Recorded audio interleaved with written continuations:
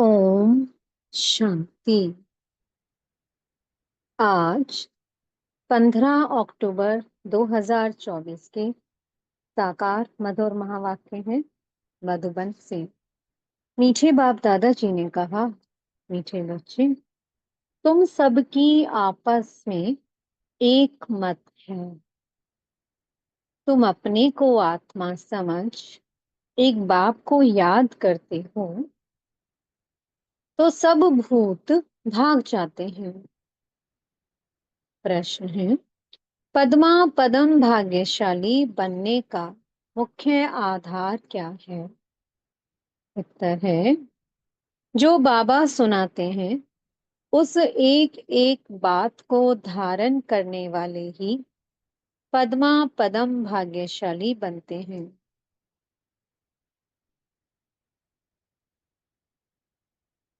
जज करो, बाबा क्या कहते हैं और रावण संप्रदाय वाले क्या कहते हैं। बाप जो नॉलेज देते हैं उसे बुद्धि में रखना, स्वदर्शन चक्रधारी बनना ही पद्मा पदम भाग्यशाली बनना है। इस नॉलेज से ही तुम गुणवान बन जाते हो। ओम शांति। रूहानी बाप, अंग्रेजी में कहा जाता है स्पिरिचुअल फादर। सतयुग में जब तुम चलेंगे तो वहां अंग्रेजी आदि दूसरी कोई भाषा तो होगी नहीं। तुम जानते हो सतयुग में हमारा राज्य होता है, उसमें हमारी जो भाषा होगी वही चलेगी। फिर बाद में वह भाषा बदलती जाती है।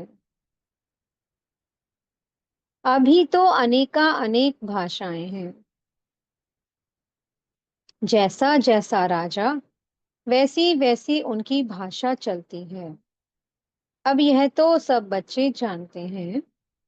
सब सेंटर्स पर भी जो बच्चे हैं उनकी है एक मत, अपने को आत्मा समझना है और एक बाप को याद करना है ताकि भूत सब भाग जाएं। बाप है पतित पावन, पांच भूतों की तो सब में प्रवेशता है। आत्मा में ही भूतों की प्रवेशता होती है। फिर इन भूतों अथवा विकारों का नाम भी लगाया जाता है, देह अभिमान, काम, क्रोध आदि। ऐसे नहीं कि सर्वव्यापी कोई ईश्वर है।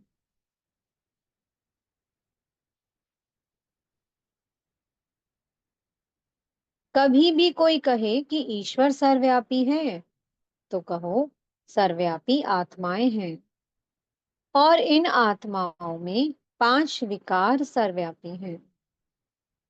बाकी ऐसे नहीं कि परमात्मा सर्व में विराजमान है। परमात्मा में फिर पांच भूतों की प्रवेशता कैसे होगी?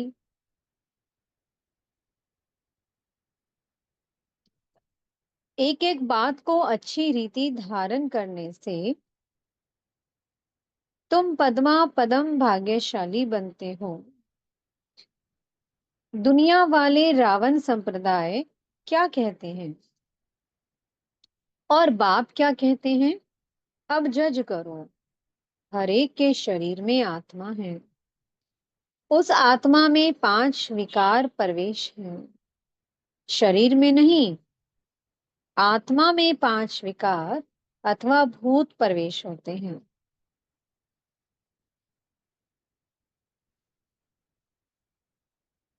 सतयुग में ये पांच भूत नहीं है। नाम ही है डीटी वर्ल्ड। ये है डेविल वर्ल्ड। डेविल कहा जाता है असुर को। कितना दिन और रात का फर्क है। अभी तुम चेंज होते हो, वहां तुम्हारे में कोई भी विकार, कोई अवगुण नहीं रहता। तुम्हारे में संपूर्ण गुण होते हैं। तुम 16 कला संपूर्ण बनते हो। पहले थे, फिर नीचे उतरते हो। पहले हम क्या थे? 16 कला संपूर्ण थे। फिर हम नीचे उतरते हैं। इस चक्र का अभी मालूम पड़ा है। 84 का चक्कर कैसे फिरता है? हम आत्मा को स्व का दर्शन हुआ है, अर्थात इस चक्र का नॉलेज हुआ है। उठते बैठते चलते तुमको ये नॉलेज बुद्धि में रखना है। बाप नॉलेज पढ़ाते हैं। ये रूहानी नॉलेज बाप भारत में ही आकर देते हैं। कहते हैं ना, हमारा भारत। वास्तव में हिंदुस्तान कहना तो रॉन्ग है। तुम जानते हो, भारत जब स्वर्ग था तो सिर्फ हमारा ही राज्य था, और कोई धर्म नहीं था। न्यू वर्ल्ड थी, न्यू दिल्ली कहते हैं ना। दिल्ली का नाम असल दिल्ली नहीं था, पाकिस्तान कहते थे। अभी तो नई दिल्ली और पुरानी दिल्ली कहते हैं। फिर ना पुरानी ना नई दिल्ली होगी। पाकिस्तान कहा जाएगा। दिल्ली को कैपिटल कहते हैं। इन लक्ष्मी नारायण का राज्य होगा, और कुछ भी नहीं होगा। हमारा ही राज्य होगा। अभी तो राज्य नहीं है, इसलिए सिर्फ कहते हैं हमारा भारत देश है। राजाएं तो है नहीं। तुम बच्चों की बुद्धि में सारा ज्ञान चक्कर लगाता है। बरोबर। पहले पहले इस विश्व में देवी देवताओं का राज्य था, और कोई राज्य नहीं था। जमुना का किनारा था, उसको परिस्तान कहा जाता था। देवताओं की कैपिटल दिल्ली ही रही है, तो सभी को कशिश होती है। सबसे बड़ी भी है, एकदम सेंटर में है, यानी कि दिल्ली एकदम बीच में है। मीठे मीठे बच्चे जानते हैं, पाप तो जरूर हुए हैं। पाप आत्मा बन गए हैं। सतयुग में होते हैं पुण्य आत्माएं। बाप ही आकर पावन बनाते हैं, जिसकी तुम शिव जयंती भी मनाते हो। अब जयंती अक्षर तो सबसे लगता है, इसलिए इनको फिर शिवरात्रि कहते हैं। रात्रि का अर्थ तो तुम्हारे सिवाय और कोई समझ ना सके। अच्छे अच्छे विद्वान आदि कोई भी नहीं जानते कि शिवरात्रि क्या है, तो मनावे क्या।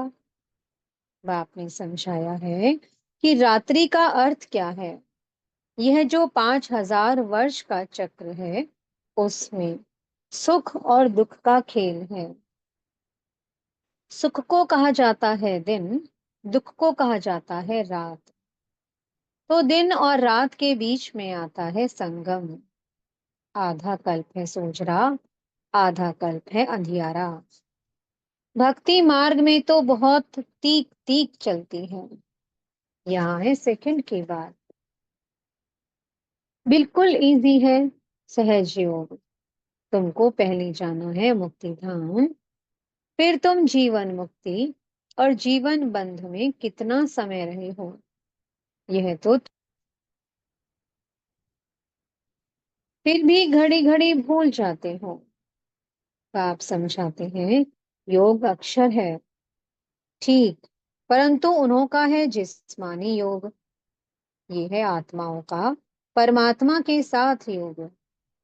सन्यासी लोग अनेक प्रकार के हठ योग आदि सिखाते हैं, तो मनुष्य मूंझते हैं। तुम बच्चों का बाप भी है, तो टीचर भी है, तो उनसे योग लगाना पड़े ना। टीचर से पढ़ना होता है।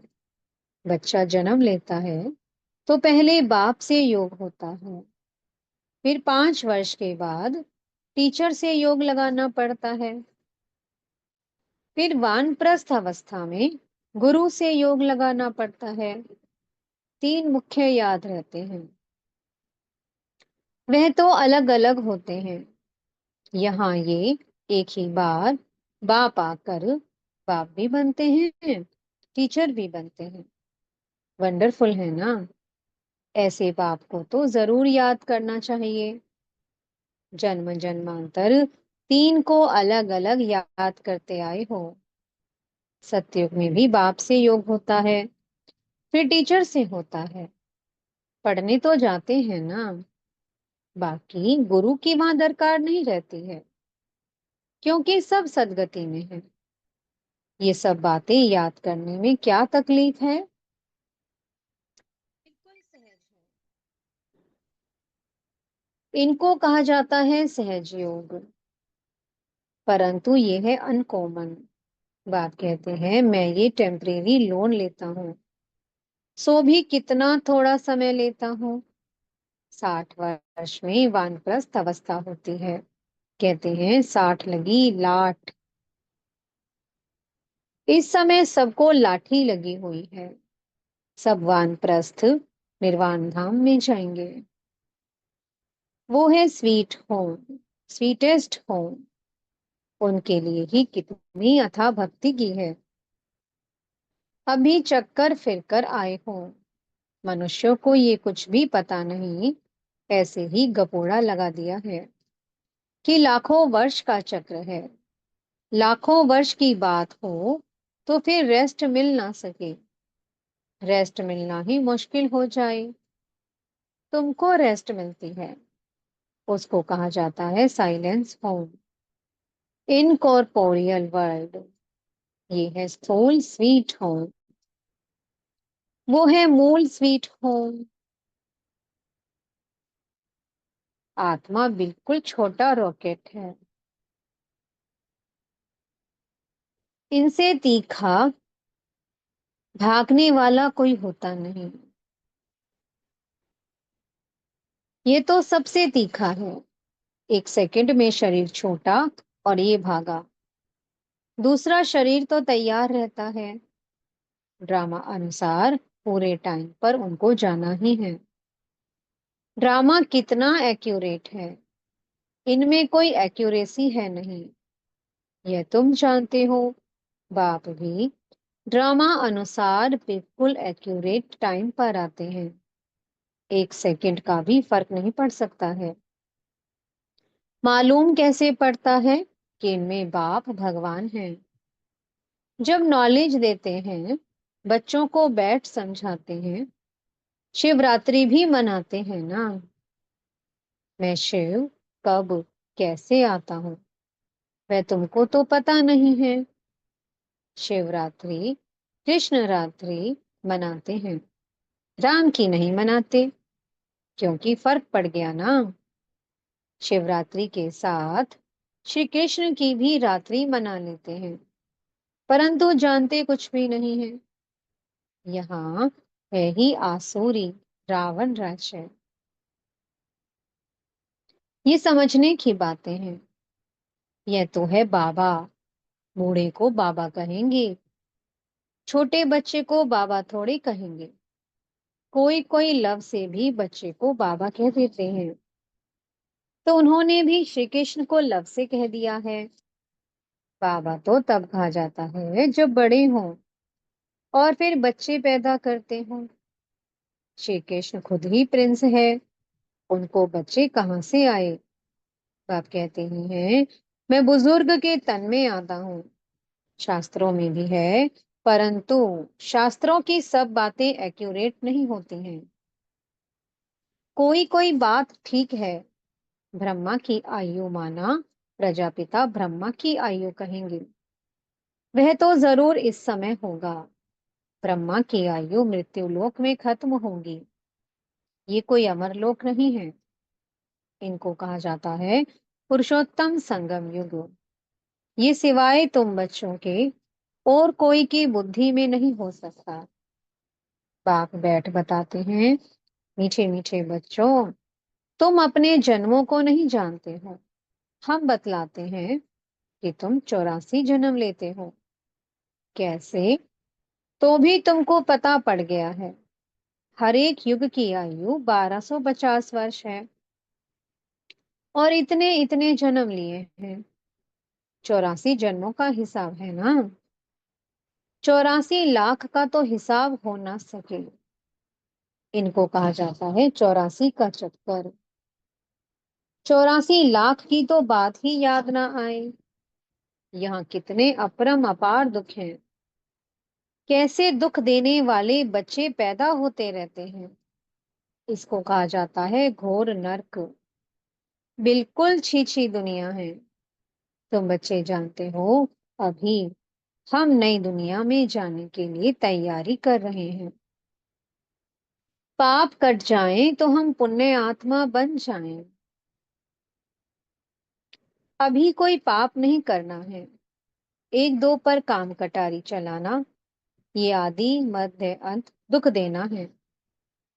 अभी यह रावण राज्य पूरा होता है। अभी है कलयुग का अंत। ये महाभारी लड़ाई है अंतिम। फिर कोई लड़ाई आदि होगी ही नहीं। वहां कोई भी यज्ञ रचे नहीं जाते। जब यज्ञ रचते हैं तो उसमें हवन करते हैं। बाप ने भी यह जो रुद्र यज्ञ रचा है, इसमें बच्चे अपनी पूरी सामग्री सब स्वाहा कर देते हैं। अब बाप ने समझाया है, ये है रुद्र ज्ञान यज्ञ। रुद्र शिव को कहा जाता है। रुद्रमाला कहते हैं ना। निर्वर्ती मार्ग वालों को परवर्ती मार्ग की रस्म रिवाज का कुछ भी पता नहीं है। वह तो घर बार छोड़ जंगल में चले जाते हैं। नाम ही पड़ा है सन्यास। किसका सन्यास? घर बार का। खाली हाथ निकलते हैं। पहले तो गुरु लोग बहुत परीक्षा लेते हैं, काम कराते हैं। पहले भिक्षा में सिर्फ आटा लेते थे, रसोई नहीं लेते थे। उन्हों को जंगल में ही रहना है। वहाँ कंद मूल फल मिलते हैं। ये भी गायन है। जब सतो प्रधान सन्यासी होते हैं, तब ये खाते हैं। अभी तो बात मत पूछो, क्या क्या करते रहते हैं। इनका नाम ही है विशस वर्ल्ड। वो है वाइसलेस वर्ल्ड। तो अपने को विशस समझना चाहिए ना। बाप कहते हैं सत्युग को कहा जाता वाइसलेस वर्ल्ड। यहाँ तो सब है पतित मनुष्य। इसलिए देवी देवता के बदले नाम ही हिंदू रख दिया है। बाप तो सब बातें समझाते रहते हैं। तुम असल में हो ही बेहद बाप के बच्चे। वह तो तुम्हें 21 जन्मों का वर्षा देते हैं। तो बाप मीठे मीठे बच्चों को समझाते हैं, जन्म जन्मांतर के पाप तुम्हारे सर पर हैं। पापों से मुक्त होने के लिए ही तुम बुलाते हो। साधु संत आदि सब पुकारते हैं। हे पतित पावन, अर्थ कुछ नहीं समझते। ऐसे ही गाते रहते हैं, ताली बजाते रहते हैं। उनसे कोई पूछे परमात्मा से योग कैसे लगावे, उनसे कैसे मिले, तो कह देंगे वह तो सर्वव्यापी है। क्या यही रास्ता बताते हैं? कह देते कि वेद शास्त्र पढ़ने से भगवान मिलेगा। परंतु बाप कहते हैं, मैं हर 5,000 वर्ष के बाद ड्रामा के प्लान अनुसार आता हूँ। ये ड्रामा का राज सिवाय बाप के और कोई नहीं जानते। लाखों वर्ष का ड्रामा तो हो ही नहीं सकता है। अब बाप समझाते हैं, ये 5,000 वर्ष की बात है। कल्प पहले भी बाबा ने कहा था कि मन मना भन, ये है महामंत्र। माया पर जीत पाने का मंत्र है। बाप ही बैठ अर्थ समझाते हैं, दूसरा कोई अर्थ नहीं समझाते। गाया भी जाता है ना, सर्व का सदगति दाता एक है। कोई मनुष्य तो हो नहीं सकता। देवताओं की भी बात नहीं है। वहां तो सुख ही सुख है। वहां कोई भक्ति नहीं करते। भक्ति की जाती है भगवान से मिलने के लिए। सतयुग में भक्ति होती नहीं, क्योंकि 21 जन्मों का वर्षा मिला हुआ है। तब गाया भी जाता है, दुख में सिमरन सब करें, सुख में करे न कोई। यह तो अथाह दुख है। घड़ी घड़ी कहते हैं भगवान रहम करो। ये कलयुगी दुखी दुनिया सदैव नहीं रहती। सतयुग त्रेता पास्ट हो गए हैं, फिर होंगे। लाखों वर्ष की तो बात भी याद नहीं रह सकती है। अब बाप तो सारी नॉलेज देते हैं, अपना परिचय भी देते हैं, और रचना के आदि मध्य अंत का राज भी समझाते हैं। 5,000 वर्ष की बात है। तुम बच्चों को ध्यान में आ गया है। अभी तो पराये राज्य में हो। तुमको अपना राज्य था, यहाँ तो लड़ाई से अपना राज्य लेते हैं, हथियारों से, मारा मारी से अपना राज्य लेते हैं। तुम बच्चे तो योग बल से अपना राज्य स्थापन कर रहे हो। तुम्हें सतो प्रधान दुनिया चाहिए। पुरानी दुनिया खत्म हो, नई दुनिया बनती है। इसको कहा जाता है कलयुग, पुरानी दुनिया। सतयुग है नई दुनिया। ये भी किसको पता नहीं है। सन्यासी कह देते, ये आपकी कल्पना है। यहाँ ही सतयुग है, यहाँ ही कलयुग है। अब बाप बैठ समझाते हैं।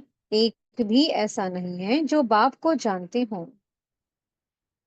अगर कोई जानता होता तो परिचय देता। सत्य त्रेता क्या चीज है, किसको समझ में थोड़ी आता है। तुम बच्चों को बाप अच्छी रीति समझाते रहते हैं। बाप ही सब कुछ जानते हैं। जानी जाननहार अर्थात नॉलेजफुल है। मनुष्य सृष्टि का बीज रूप है। ज्ञान का सागर, सुख का सागर है। उनसे ही हमको वर्षा मिलना है। बाप नॉलेज में आप समान बनाते हैं। अच्छा, मीठे मीठे से कीलत है बच्चों प्रति माता पिता बाप दादा का याद प्यार और गुड मॉर्निंग। रूहानी बाप की रूहानी बच्चों को नमस्ते। हम रूहानी बच्चों की मीठे रूहानी बाप दादा जी को बहुत बहुत याद प्यार, गुड मॉर्निंग और नमस्ते। धारणा के लिए मुख्य सार है। पहला पॉइंट, ये पापों से मुक्त होने का समय है, इसलिए अभी कोई पाप नहीं करना है। पुरानी सब सामग्री इस रुद्र यज्ञ में स्वाहा करनी है। दूसरा पॉइंट है, अभी वानप्रस्थ अवस्था है, इसलिए बाप टीचर के साथ साथ सतगुरु को भी याद करना है। स्वीट होम में जाने के लिए आत्मा को सतो प्रधान बनाना है। मीठे सतगुरु जी वरदान दे रहे हैं। अपनी सूक्ष्म कमजोरियों को चिंतन करके परिवर्तन करने वाले स्वचिंतक भव। सिर्फ ज्ञान की पॉइंट्स रिपीट करना, सुनना व सुनाना ही स्वचिंतन नहीं है, लेकिन स्वचिंतन अर्थात अपनी सूक्ष्म कमजोरियों को, अपनी छोटी छोटी गलतियों को चिंतन करके मिटाना, परिवर्तन करना, ये है स्वचिंतक बनना। ज्ञान का मनन तो सभी बच्चे बहुत अच्छा करते हैं, लेकिन ज्ञान को स्वयं के प्रति यूज कर धारणा स्वरूप बनना, स्वयं को परिवर्तन करना, इसकी ही मार्क्स फाइनल रिजल्ट में मिलती है। स्लोगन है, हर समय करन करावनहार बाबा याद रहे तो मैंपन का अभिमान नहीं आ सकता। ओम शांति।